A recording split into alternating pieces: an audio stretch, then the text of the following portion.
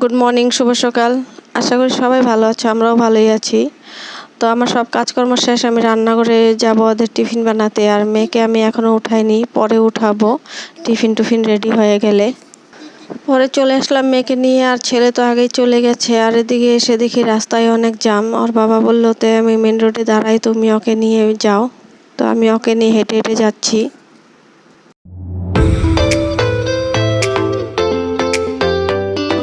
তো বৃষ্টি হয়েছিল বলে রাস্তায় অনেক কাদা, তাই হেঁটে হেঁটে যেতে হয়েছে, আর এত ভিড় ছিল।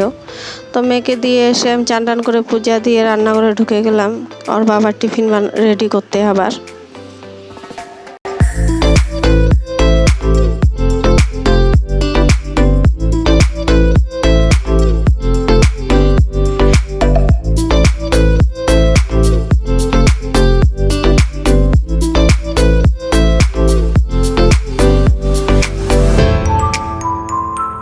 তো এদিকে 9:30 বেজে গেছে, আর ওর বাবাকে বললাম তুমি অফিস যাবে না? বললো যাবো। আমি বললাম ওঠো, 9:30 বেজে গেছে। ওর বাবা বললো ঠিক আছে, আমি উঠছি, তুমি টিফিনটা রেডি করো আর আমার ভাতটা রেডি করো।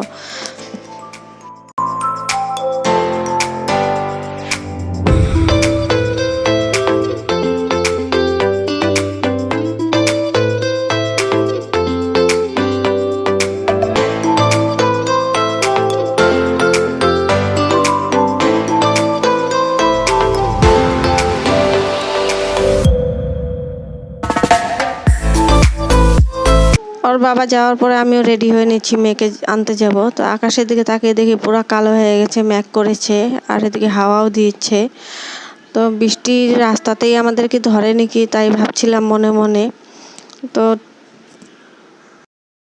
তো টেকারে ঘোরা বৃষ্টি পড়ছিল। তো ওরা বললো নেমে একটু বাজার নিয়ে নিয়ে। আমি বললাম ঠিক আছে, নিয়ে নাও, আমিও কিছু নিয়ে নিব নে। তো বৃষ্টিতে ভিজতেই তো হবে, তো ভিজে ভিজে বাজারেই করে নেই। তারপর বাচ্চাদের নিয়ে বৃষ্টি কমলে ঘরে চলে আসবো। তো পরের ব্লগে আবার তোমাদের সাথে দেখা হবে। ভালো লাগলে লাইক করবে, সাবস্ক্রাইব করবে, কমেন্ট করবে। Tata, bye bye.